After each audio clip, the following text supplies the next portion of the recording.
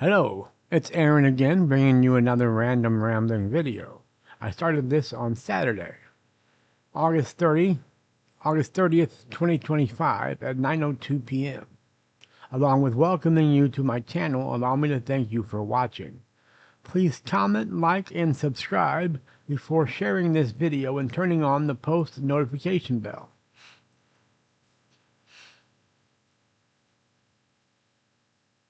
I made a video a few days ago that I entitled, "If you want me to, I will start the next video with the rest of this story." I started telling a story that I ran out, that took so long, about 16 minutes as it turned out, that the audio cut off. You only have so much time to make a video before the audio stops working. And so for whatever reason, I got to hurry up, as a matter of fact, to make sure I get the rest of the story in before the audio cuts out. Because I did get one request from Kristen Kruger, I guess that's how you say her name, who did request that I pick up from where my girlfriend Lori forbade me from ever seeing or talking to Kim again. Now that'll make sense to you once you watch that video that I entitled, "If you want, I'll start the next video, blah, blah, blah," whatever I wrote. So go check out that video, and this video will make sense to you. But for you, Kristen, who obviously watched that video, I'll tell you. Lori did, after I found our yearbook in her closet. It wasn't mine, it was hers, but it was from our senior year. We went to the same school and we were in the same class. I think I said in the last video that we were exactly 1 month apart from each other in age. I was born in May of 1974. She was born in June of 1974. So we were in the same grade, same school. And so I found our yearbook in her closet, and I mentioned in the last video, you'll remember this, Kristen, I'm sure, that there was this picture that they took of us at the turnabout dance that I really loved. I loved seeing us like that. I thought she looked beautiful in the picture. I thought I looked all right in the picture, and I loved seeing us together like that. And they put us in the yearbook, and I had a nice caption about the picture and about our relationship and our friendship or whatever. Everybody assumed we were together. I don't know. Everybody thought, I don't know. I mean, I wasn't the quarterback of the football team or anything, but I played soccer, and so it was. She was on the senior cheerleading squad. No, not she was on the cheerleading squad. Kim, I mean, she was a lot younger than I. Well, not a lot younger, but she was. When I met her, I was a junior. She was a freshman, I believe. So that's how many. What is that? 2 years different. We were like 2 years apart, something like that. But when you're 15 or 16, 2 years is quite a bit of difference. It seems like it anyway. So I was a junior and she was a freshman, something like that. I was a junior, she was a sophomore. I don't know. Whatever. Kim was younger than me, but she was a cheerleader, and everybody thought that our relationship was cute because she was beautiful. I thought. Beautiful with dimples, which I am now a sucker for because of Kim. She had blonde hair and dimples. I don't know. I think she had blue eyes. Blonde hair, blue eyes, dimples. Some people's dream. She was my dream. After I got to know her and after we became so close. Anyway, I'm just repeating what I said in that video, Kristen, as you know. But anyway, let's go right to where I found this yearbook. I was looking so forward to seeing that picture again. I got to the page where I knew it would be, and it was cut out of the book. And Lori said, looking for a picture of that bitch? She said, "I cut her out of the book." I said, "I see that. Why?" She said, "Because she's a bitch." I said, "Well, you don't even know her, do you?" And she said, "No, but I didn't like seeing her with you." I said, "Well, you didn't know me either." She said, "No, but I knew we were made for each other." Now that's a little psycho bitch. She said, "No, but I knew we would get together." I said, "Well, how would you know that?" She said, "Because I've seen you checking me out, and I thought you were cute, and I seen you check me out." And I guess she was kind of stuck up because most guys did think she was attractive, and she really was. Lori was beautiful, and so was Kim. I'm talking about Lori now, my live-in girlfriend that didn't like Kim because of the fact that I admitted to her that I was still in love with Kim, probably. But she admitted to me before that she was still in love with a guy named Raymond, with whom she had a sexual relationship with. I already said with whom she had a sexual relationship, and whom she named her son after. She named her son Raymond after this guy she had a long sexual relationship with. She confessed to me that she didn't think he was in love with her like she was in love with him, that it was just a sexual, just a piece of ass. She was just a piece of ass to him. But she was in love with him, and she admitted to me that she was still in love with him and missed him. We went off to the Navy, apparently. Thank you for your service, Raymond. But no thank you for what you did to my girlfriend while she and I were together. But anyway, he went off in the Navy, and she admitted she missed him dreadfully, and that she was still in love with him. So I thought it was okay. So knowing that, I thought it would be okay to admit to her that I was still in love with Kim, which I was. And I was in love with Kim, and she didn't go away, and she didn't go anywhere. She didn't go away. Let me spit this out. She didn't go away, so I couldn't say I still missed her because there was no still. She was always in the picture at this point until Lori said until Lori forbade me from seeing her. One day I was sitting in the chair watching some television, and there came a rapping at the cellar door. Nevermore. I know, someone knocked on the door, so I got up and answered the door, and it was a gentleman. A rather handsome gentleman, I have to admit, and he asked if Lori was home. She was actually in the bedroom. She was home, so I called for her, and as she came out, she asked me what I needed, and I said, there's someone here to see you. And so she looked, and she's like, oh my God, and she threw the door open and jumped into this guy's arms and squeezed him tight, and he squeezed her tight, and he spun her around, and he's like, I missed you, and she's like, I missed you. And it was happy, and I'm like, wow. I said, I don't know what's going on right now with my girlfriend, but it was kind of a touching reunion. I could tell it was there was a nice reunion. And so instantly, to be quite honest, I thought maybe this was Ray. The Raymond she told me about, and the guy she named her son after, because she was so in love with him, and then the guy she admitted still being in love with. So this guy, after he sat her down, and after about 20 minutes of spinning around and hugging her, he sat her down, and he held her hands, and he took her by her hands and looked at her in her eyes and said, I've missed you so much. And she's like, I missed you. And then he asked if she'd be willing to go out to lunch with him. And I'm like, she's like, you mind if I go out with lunch with my friend, an old friend? I said, is this Ray? I asked her straight out, is this Raymond? And he's like, yes. And he held out his hand and shook my hand. And I thought that was kind of him. He seemed to be a gentleman. He was a Navy feller. So he went off to serve our, I don't know if he went overseas, but he was willing to go overseas to serve our country. He joined the military, which made him a better medal than myself. When it came for me to join the Army after high school, I lied about having bad knees and being overweight, which at the time I was not. I lied about my weight and my different injuries until they quit calling me and asking me to join the Army. Because I didn't want to leave my mommy, and I didn't want to leave my friends to go in the Army and be yelled at and do all that exercising. So I admit that I didn't have the nerve to go into the Army, and here this gentleman went into the Navy, probably to better his life and to give himself a career, which is nothing wrong with that either. So I don't know. I mean, I am a jealous person, to be quite honest, but I trusted Lori. She had me duped at this point in our relationship. She had me thinking she was all about me and that there was no one else in the world but me.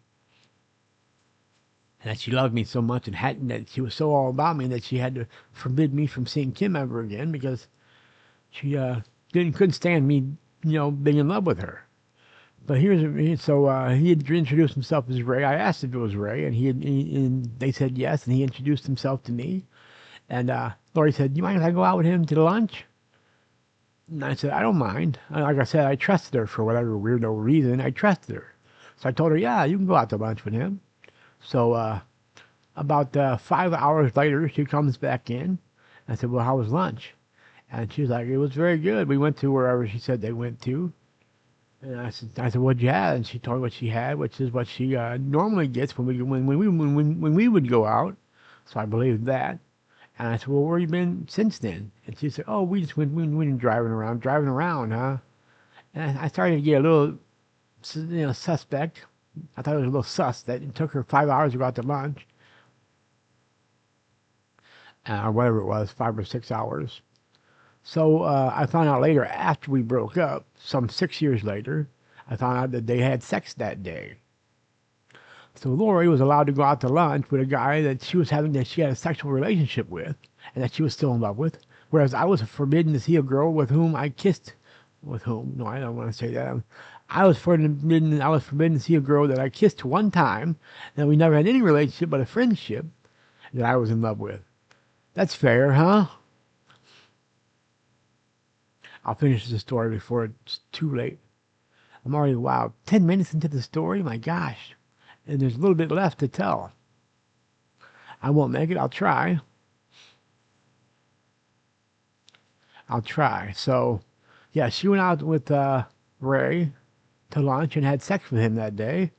And I wasn't allowed to. And anytime Kim would call the house, this was before cell phones or text message, she would call the house to talk to me. Well, actually, she didn't have our number at that point, so she couldn't call the house. But every time I'd go out, every time I'd tell Lori I was going to go over, anytime I tried to call Kim, I had her number. Anytime I tried to call Kim, she'd like listen in to make sure I wasn't calling Kim. She'd say, "Who are you going to call?" And I'd have to be honest and say, "Well, I wanted to call Kim." And I said, I can't lie to you, Lori, I miss her. I said, she was my best friend all through high school. I miss her. I love her. And I said, I'd let you go out, and I would try to rationalize, I'd try to reason with her and say, I'd let you go out to lunch with a guy you admitted to have a sexual relationship with, that you were in love with. I let you go out to lunch with him. I can't make a phone call to a girl that I never had sex with, that I only kissed one time. So it doesn't make any sense. So I would even when she was gone, I would stay true to what she wanted. I wouldn't call Kim. I didn't stop by Kim's house when I was out. I never did anything unloyal. I didn't do anything Lori didn't want. I never cheated on Lori in the 6 years we were together, whereas I found at the end of our relationship she cheated on me basically constantly. So one day we were out at Adventure, and I don't know how you women, was it Target? I think it was Target. Maybe it was Venture before all the stores closed. Obviously, it wasn't Venture after they closed, but I think it was Venture. We were at Venture, and we were going to, I don't know how you women do this, but we were going to, Lori was looking through a clothes rack, and I looked up and I saw Kim walking with a shopping cart. She was there obviously shopping, and I looked at Lori to make sure, and hoping that Lori didn't see, and I was going to sneak off and try to, as honest as I had been all this time before. Once I saw her, I didn't care about being honest. I wanted to go see her. I wanted to go, ask her how she was doing, what she was up to, and how things were. And so I looked at Lori, and Lori hadn't looked up, So I'm standing there and thinking, well, how am I going to get away, and what am I going to tell Lori I'm going to?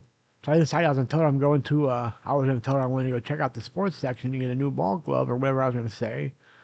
She knew I didn't play baseball, but sometimes I'd play catch with my friends or whatever. So maybe I thought maybe I can get away with that. There certainly was something I could tell her I'm going to look at. So she kept looking through her clothes, and she finally says, "You want to go say hi to the cunt? Go ahead." And I said, "How did you even see her?" She said, "I saw her when we first walked in." And I said, "Oh, you women are amazing." She didn't even know. How did you know? How did she know that she had just rolled by? She was looking at the clothes. And all of a sudden she says, "If you want to go say hi to the cunt, go ahead." So I did. I ran off immediately. She said, "Well, don't be in such a hurry." And I'm like, "I'm sorry." So I went, I caught her. And the next aisle over, I caught her. She went down one aisle. And I followed her. I went down that aisle to see if she was still on that aisle. No luck. But I caught her one aisle over from that aisle. And we had a similar reunion, as did Lori and Ray. She jumps into my arms, and I squeezed her tight, and she squeezed me tight.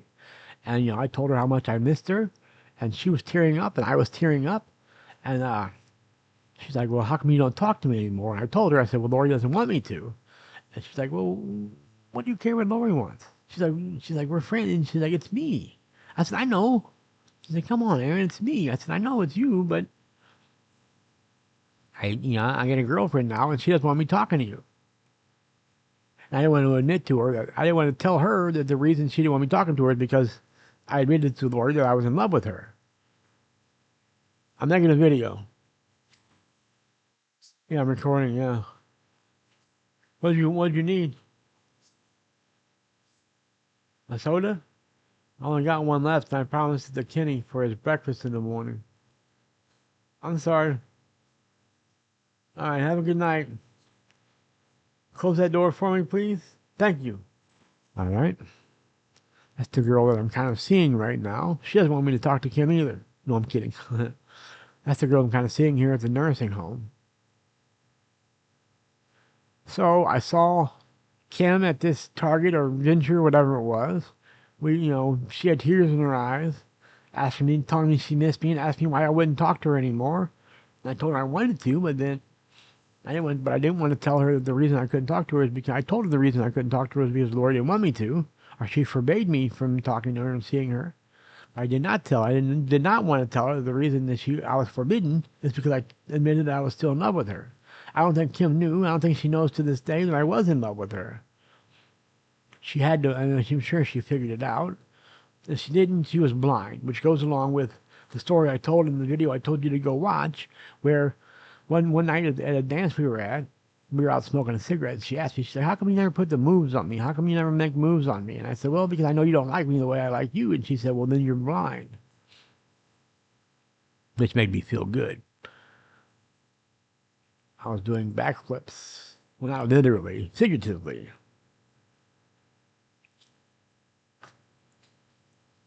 So I saw Kim at Venture or Target, and it put me in tears, and I missed her. I really missed her. And so I begged Lori. I said, "Look," I said, "I gave you permission to go out with Ray to lunch for 6 hours for, God knows what you were doing." She said, "We just went out to lunch." She always made me feel guilty for grilling her about things that I knew when I knew she was lying. I'd catch her in a lie, and she just would not come off it ever. It didn't matter what it was. I'd say, she'd tell me she was going to her mom's house. She'd leave at 8 o'clock in the morning. She's like, I'm going to my mom's house for a couple of hours, and it'd be 8 o'clock at night, 12 hours later, and she wouldn't be home yet. And so I would be calling her mom all day saying, "Have you seen Lori?" And her mom would say, "No, she hasn't been over here." I'm like, "Oh," and then her mom would get worried and call me back hours later and say, "Well, have you seen Lori yet?" And I said, "No." And I said, and she's like, "Well, when's the last time you seen her?" I said, "Well, she left at 8 o'clock in the morning and said she was going to your house." And this is now maybe 6 p.m. or whatever. And Lori's mom would say, "Well, I'm worried about her. If you hear from her, let me know." I said, "I will." And so Lori she comes strolling in at like 8 p.m.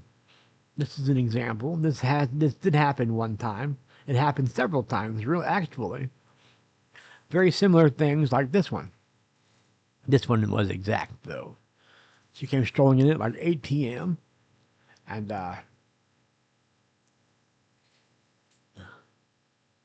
I'd say, "Well, where the hell have you been all day?" And she'd say, "At my mom's." I said, "No, I called your mom. She said she hadn't seen you."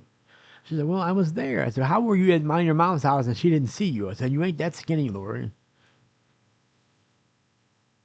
Said, "There's no way you were at your mom's house and she didn't know you were there." She said, "No."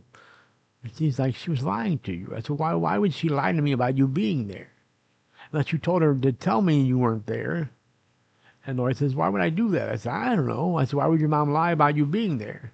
I said, "She was genuinely worried about you. By the way, call her immediately and let her know that you're okay." And she's like, "Oh, I better call her." And she'd rush to the phone, and I'd say, "Well, if you were there, why would you be so worried that she's worried about you?" She said, "You're the one that said she's worried about me." I said, "That's because she knows you weren't there." I said, "You told me you were there. Why would she be worried about you if you just left there?" And that doesn't,